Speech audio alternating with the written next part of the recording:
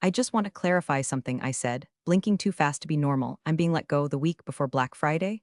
Tom cleared his throat like a man about to propose marriage to a cactus. It's not personal, Mary. We're embracing new efficiencies. The landscape is changing. And you, I turned slowly to Sarah, the HR rep whose job title might as well have been sole extraction technician. You're telling me this with a straight face while sipping a pumpkin spice latte from a company mug that I designed for Employee Appreciation Week? Sarah's eyes flinched barely. We value your contributions. We just believe it's time for a fresh perspective. That's when the door opened and in waltzed him. Chad, mid-20s, sport coat over a hoodie, hair styled like it owed him money. If confidence could be bottled and sold at a frat party, Chad would be their mascot. He extended his hand like he was doing me a favor. Excited to take things to the next level, he beamed, big fan of streamlining. I've already started drafting a Python replacement for the, distributor thingy. Ah, there it was. I nodded once, very slow. The kind of nod you give a man who just lit a cigarette next to a leaking gas main. The distributor, I said, has a few quirks, especially under stress. Chad grinned. Don't worry, we've got automation now. Scripts, baby. It took every cell in my body not to break into laughter. He thought he was upgrading from rotary phone to iPhone. What he didn't know was that the distributor wasn't a system. It was a Frankenstein's monster built from a decade of undocumented logic, weird Excel macros, and caffeine-induced witchcraft. It worked only because I did. Look, before we go any further, 97% of you watching this haven't subscribed. I'm trying to hit 10,000 for the first time in my life, and it'd mean the world if you tapped that button. You won't regret it unless you're Chad. Then I hope you regret it. Anyway, they handed me a tote bag and a generic thank you for your service card that looked like it was recycled from a sympathy aisle at CVS. I didn't say much. I didn't cry. I didn't rage. I just smiled. It was the smile of a woman who just realized the demolition crew forgot to check if the building still had gas lines. The next 2 weeks were a performance piece. I handed over documentation like a nun offering stale wafers, just enough to look holy, not enough to nourish. I gave Chad flowcharts with missing links, spreadsheets with macro names like Donut Delete Final 2, and notes that said things like refer to Mary's manual overrides, without actually including said manual. And he loved it. Called me old school in that tone Gen Z uses when they mean obsolete. He was too busy babbling to upper management about real-time dashboards and cloud-native pivoting to notice he'd been handed a bomb with a cheerful post-it that read, "Good luck, sweetheart." Tom gave me a limp handshake on my final day. "We're going to miss your thoroughness." I patted his arm like he was a malfunctioning toaster. "Just remember to keep an eye on the distributor during peak volume." Chad snorted behind him. "It's already in the cloud, Mary. This isn't 2009. Right, they say revenge is best served cold. Personally, I prefer it refrigerated overnight and served on fine china. But we weren't there yet, not quite. First, I had to go home, pack away 20 years of my life, and wait for the fireworks to start. Because the thing about the distributor, it doesn't crash. It mutates, and Black Friday was coming. On my second to last day, I found myself labeling a drawer cables don't throw out, knowing full well that half of those cords belonged to dead tech from 2013, and the other half were integral to keeping 3 legacy payment subsystems breathing. I watched Chad walk past with an oat milk smoothie in one hand and a Bluetooth headset stuck to his temple like he was giving an earnings call to God. Didn't even glance at the servers. Instead, he hosted back-to-back meetings with titles like Cloud Migration Kickoff and Workflow Efficiency Roundtable. Translation: PowerPoint karaoke set to buzzwords. Meanwhile, I was the only one who remembered that the distributor crashed if you fed it more than 30,000 transactions without manually toggling internal mode 5. A setting buried 4 folders deep in a backup directory named Old Mary Stuff Do Not Touch. But I documented. Oh, I documented. I left behind SOPs so pristine they could be laminated and hung in a museum of corporate delusion. Everything looked perfect. Flowcharts, diagrams, password sheets. There was even a FAQ section titled Common Questions from Junior Analysts, every answer a gentle shove toward disaster. Malicious compliance is an art form, and I painted my masterpiece with a dry erase marker and a warm smile. There were moments it hurt. Like when I found the sticky note from 5 years ago where my daughter had scribbled, "Love you, Mommy, don't work too late," and stuck it to my monitor. Or when I unplugged the tiny fan under my desk that Brenda lent me during the great HVAC collapse of 18. Speaking of Brenda, on my last coffee break, she found me hiding behind the vending machines, shoving the rest of my career into a cardboard box. She slid in beside me like a ghost at a funeral. "Are they insane?" she whispered, eyes darting toward the open plan battlefield. "The entire payment system is basically you and 3 janky Excel files that scream when you open them." I shrugged, sipping stale coffee like it was sacramental wine. They wanted agility. "It's going to be a bloodbath," she muttered, then added, "You didn't tell him about the monthly recalc script that corrupts the ledger if it runs during a sync, did you?" "Wouldn't dream of it." We shared a look. The kind that said we both know what's coming and I'm bringing popcorn. Later that afternoon, Chad cornered me by the printer with a casual, "Hey, do you know where the master pivot source pulls from?" I smiled. "Oh, that's documented." It wasn't. Not really. The reference was in a Google sheet that linked to a private folder locked behind an expired token. It had worked for me because I never logged out. For anyone else, it may as well have been in Narnia. He nodded like he understood, then immediately turned to talk to Tom about automating reconciliation using APIs. Tom nodded sagely, the way men do when they're too proud to admit they have no idea what any of those words mean. I went back to my desk, watched the final email backup bar crawl across the screen, and clicked sign out for the last time. It didn't feel triumphant. It felt surgical, like severing a limb you've lived with too long, necessary, but still full of phantom aches. As I walked out, Brenda gave me a thumbs up from the help desk corner. I gave her a wink. The distributor was theirs now. God help them. The first Monday after retirement felt like falling into a well. No alarms, no traffic, no morning routine of teeth grinding over coffee while Outlook devoured my soul. Just silence, and an unholy number of hours to fill. I sat at the kitchen table, staring at a granola bar like it owed me an apology. My email was quiet. My calendar was blank. My existence, once managed in 15-minute increments, had expanded into a shapeless void. I wasn't needed. Not by Tom, not by Chad, not by anyone. Except maybe my daughter. Emma and I hadn't had a real conversation in 3 years. Not since I missed her college graduation because of a budget audit and lied about it being a surprise compliance review. She didn't buy it. She stopped picking up. I kept working. Rinse, repeat. But now I had a severance check and no excuses, so I booked a flight. Sat by the window, gripping the armrest like turbulence might knock me back into my inbox. When she opened the door, I half expected her to slam it. Instead, she blinked twice and stepped aside without a word. She made coffee. I offered to help. She said, "You don't know where anything is." She was right. The first 2 days were stiff. Small talk, long silences, forced smiles that cracked like cheap porcelain. On the third night, over Chinese takeout, it broke. "You missed a lot," she said, staring into her low mane. "I know. I mean a lot, Mom. I needed you. And all you did was chase, what, budget reconciliation?" "I know," I said again. My voice felt like gravel, and I was wrong. And for the first time in years, I didn't try to justify it. No excuses. No, I was under pressure or I did it for us. Just the truth, raw and ugly. We talked until 2 a.m. about everything. Her first panic attack, my second mortgage, the guilt, the loneliness. The time she broke her arm and I emailed the ER from a boardroom while Tom babbled about net margins. I cried. She didn't. She just passed me a tissue and said, "That's a start." We didn't become best friends overnight, but something thawed. We cooked together. She showed me her studio, her paintings. I helped her build a bookshelf. She laughed when I stripped a screw and swore like a sailor.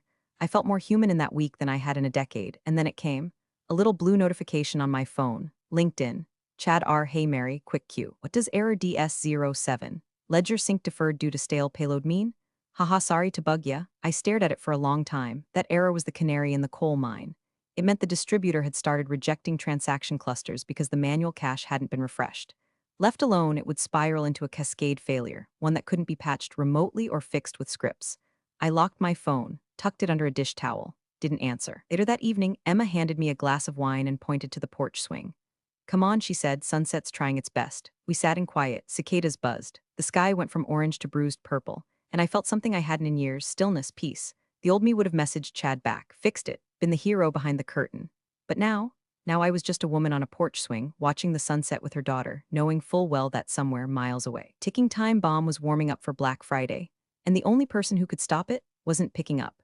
The press release found me in the middle of potting a basil plant that Emma insisted would ground my mornings. I just washed dirt off my fingers when my phone buzzed with a headline from a tech retail blog I used to half-read during coffee breaks.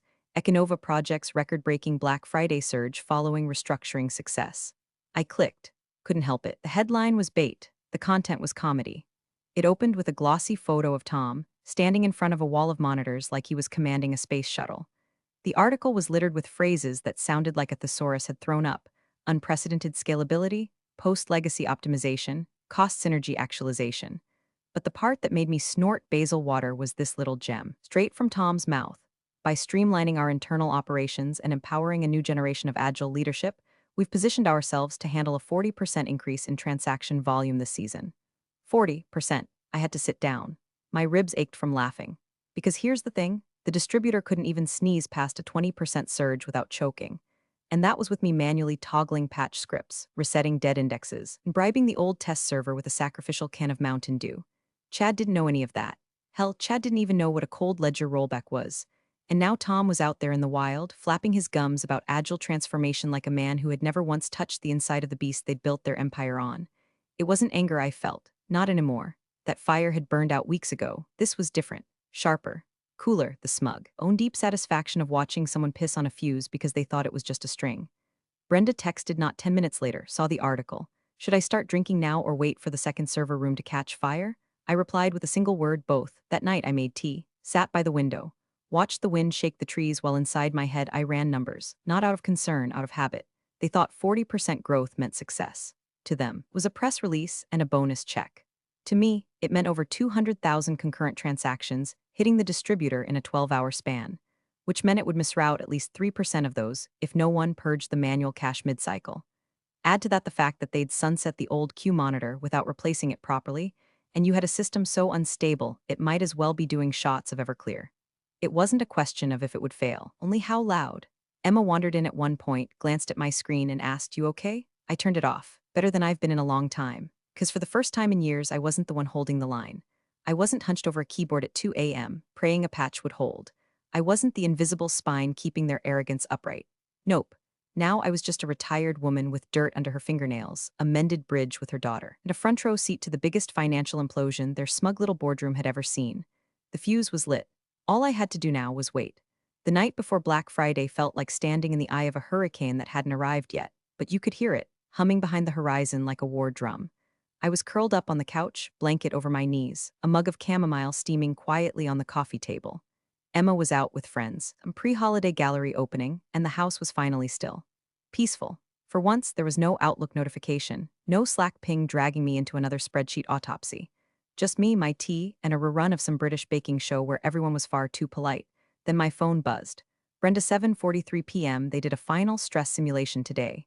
It failed, but Chad told leadership it was a minor server lag. He's trying to manually patch it. God help us. I stared at the screen for a full minute, letting the words settle in like sediment in a glass of bad wine. A manual patch? That boy couldn't manually open a jar of pickles without Googling it. And now he was elbow deep in production code, probably slicing open logic gates like he was gutting fish, with no clue he was standing on a landmine. Minor server lag. That was adorable. In reality, that failure wasn't lag. It was the distributor kicking up its first round of digital blood clots. Once the sync queues desync and the internal hash tables start tripping on stale pointers, you don't get lag, you get corruption. Cascading, irreversible corruption that spreads like mold through every order ID and refund token. I took a long sip of tea, burned my tongue, and still smiled. It was over, not the system. The denial, the delusion. The final stress test was supposed to be there. We got this moment. Instead, Chad, the human embodiment of a TED talk with no substance, decided to patch the Titanic with chewing gum and positive vibes. And Tom, probably still out there congratulating himself for mentoring young talent.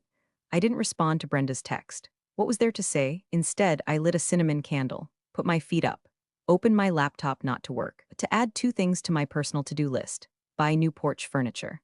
Watch Econova burn. I checked LinkedIn, mostly out of morbid curiosity. Chad had posted a selfie from the server room earlier that afternoon, grinning in front of a rack of blinking lights with the caption, "Prepping for battle, flexed biceps, #Black Friday, #leadership, #optimization, oh, sweetheart." If I were still there, I'd have quarantined the staging queue hours ago, reset the orphan ledger chains manually, redirected excess transactions through the backup node. Hell, I'd have bribed Brenda with bourbon to babysit the cash timer overnight. But I wasn't there, and they didn't want me. Now they had Chad. And Chad had a ring light and an ego, but not a single damn clue what kind of digital Pandora's box he was picking at with his minor patch. Somewhere, deep inside the distributor, file named Ledger Hold Legacy Reconciliation V3 Marafinal XLSM sat untouched, waiting for the moment too many unsynced records flooded the system at once. It would scream, and they wouldn't hear it. Not until the refunds went sideways. Not until the ledger totals started bouncing like bad checks. Not until chaos dropped out of the cloud like a bad omen wrapped in code. And by then, well, by then it would be Black Friday. It started at 5:07 a.m. Somewhere in a data center the size of a Costco, a line of code inside the distributor hiccuped. It was small, just a nudge. An order flagged for expedited processing was routed through the standard pipeline instead. A timestamp misaligned by 2 seconds. A memory call fired off before the payload had finalized. But like a dropped stitch in a parachute, that one slip unraveled everything. By 5:21, refund loops were triggering with no originating transaction IDs. By 6:03, the system began crediting accounts twice, sometimes thrice. By 6:17, the first customer posted on Twitter that they'd been charged $932 for a $32 Bluetooth speaker and got a refund for $6,000. I didn't know any of that at the time. At 6:30, I was feeding ducks. Emma had begged me to get out of the house and leave my phone behind, so I did. We packed a thermos, walked to the park, and sat on a bench near the big oak tree. The wind was sharp, the sun low. I wrapped my scarf around my neck and watched two toddlers try to wrestle a baguette away from a very determined squirrel. I wasn't thinking about Chad. I wasn't thinking about the distributor. I was thinking about how peaceful the world is when you're no longer the one holding back the flood. But back at Econova, it was biblical. Chad, sleep-deprived and armed with little more than blind confidence and half-remembered JIRA tickets, had deployed a hotfix at 4:42 a.m. It was meant to stabilize transaction sequencing. What it actually did was bypass the reconciliation buffer entirely. System stopped verifying balances before marking them as settled. Orders were fulfilled based on ghost records. Payments were applied to the wrong customers. Refunds were triggered for people who hadn't even placed an order. One customer got 9 air fryers. Another got nothing but a heartfelt email that said thanks for your patience during peak fulfillment. And because the system didn't crash, because it kept going, the damage spread. It spread like fire through a dry forest, invisible at first, until the smoke curled through the walls of the executive suite. By noon, Tom had canceled his lunch meeting. Sarah from HR had locked herself in a wellness pod. The finance team was quietly hyperventilating into company-branded tote bags as they tried to explain why the ledger reports showed a $14 million negative variance with no trail. By 1:34 p.m., they shut down live ordering for maintenance. The press release called it a temporary bandwidth adjustment. Internally, it was a 5-alarm fire. Somewhere in that chaos, I imagine Brenda was standing off to the side, arms crossed, watching it all go up in smoke while Chad tapped his keyboard like a man trying to reboot a toaster with a wrench. I didn't get the first voicemail until late afternoon. I was on the porch, sipping cider, watching the light disappear through the last of the leaves. I saw the missed calls, the unknown numbers, the Slack pings from an account I hadn't used in months, all flooding in like the tide. I ignored every one of them because this wasn't my problem anymore. This was their masterpiece, the direct result of budget cuts, ego, and the belief that experience could be replaced with enthusiasm and a half-baked script. They had treated me like a relic. Now they were praying to the ruins. I walked through the door just after sunset, the scent of roasted vegetables still clinging to my coat, cheeks pink from the cold. Emma was already in the kitchen, sleeves rolled up, humming to herself as she tried, bless her heart, to make sourdough from scratch. She looked up and smiled. I smiled back. For a second, it was like nothing had changed. And then my phone lit up like a Christmas tree hooked to a car battery. 42 missed calls, 17 voicemails, a tidal wave of texts, all from numbers I hadn't saved and some I'd long since deleted. The first one I opened was from Jenny in accounting, once the only person brave enough to microwave fish in the break room. Hi, Mary. Just wondering if you're free for a quick consult? Tiny thing, haha, no big deal. Call me back when you can, please. The timestamp was 10:16 a.m. Next was from Greg in compliance. Urgent, any chance you remember the reconciliation order for the legacy distributor triggers? We're hitting anomalies across all buckets. Please advise. Then came Tom. At first formal, hey Mary, hoping to touch base, something's come up with the ledger processing sequence and we think you might have insight. Then a little more urgent. Mary, please, the board's breathing down my neck. Just one call. We'll compensate you. Then came Sarah. Her voicemail was 2 minutes and 14 seconds of corporate panic coated in syrup. Hi Mary, it's Sarah from HR. Just looping back again to express how much we value your historical knowledge and how we'd love to explore a formal engagement opportunity. Things are, moving quickly on our end. I'll spare you the details, but we're facing some serious reconciliation inconsistencies. I think you'd be a hero if you helped guide us through it. Please call anytime, I'm available, like literally anytime. The words hero and guide were doing some heavy lifting in that voicemail. I sat on the couch, phone in hand, tea cooling beside me. Emma peeked around the corner, that them, hum. She studied me for a moment, then nodded. You gonna help them? I took a deep breath, let it out slow. Eventually. She smirked and disappeared back into the kitchen, humming again, unbothered by the digital wildfire erupting inside my inbox. And then, Brenda. Brenda 5:02 p.m., CEO's on site. Tom looks like he's seen a ghost. They're talking about halting all sales. Chad hasn't moved in 20 minutes, just staring at his monitor like the numbers personally betrayed him. It's bad, Mary, beautifully bad. That text, that was dessert. Because this was the checkmate I'd been building piece by piece for weeks. Not with rage, not with revenge, but with patience. I didn't need to yell, didn't need to gloat. All I had to do was be right. They thought I was replaceable. They thought Chad's swagger and a Python script could outthink 20 years of instinct, duct tape, and dirty knowledge built under the pressure of 15 straight Q4s. They were wrong. Now the tables had turned, and I wasn't just holding the cards, I was the damn deck. They didn't need a consultant, they needed a miracle, and I was charging by the hour. The call came in just after 11:40 p.m., the exact moment the house had gone completely still, no more dishes clinking, no more footsteps upstairs. Even the fridge had gone quiet, as if the entire world had taken a deep, anticipatory breath. My phone buzzed once. Then again, unknown number. I answered without saying a word. A moment of static, then a voice, tight and brittle like it had been squeezed through too many clenched teeth in too few hours. Mary, this is Alan. I'm the CEO now. I hope I'm not waking you. I let the silence hold. Let it stretch long enough for him to feel it. Let it wrap around his words like a vice. He cleared his throat. Right, of course. I won't waste time with pleasantries. I know it's late. I know this is unexpected. But we're in a situation. A very serious one. His voice cracked then, barely, but I heard it. That subtle quiver that happens when a man who's always been in control realizes the wheel isn't connected to the engine anymore. The distributor, it's corrupted. Completely. Orders are misaligned, payments are vanishing into system logs, refund requests are duplicating without verification, our entire ledger is unraveling. I said nothing.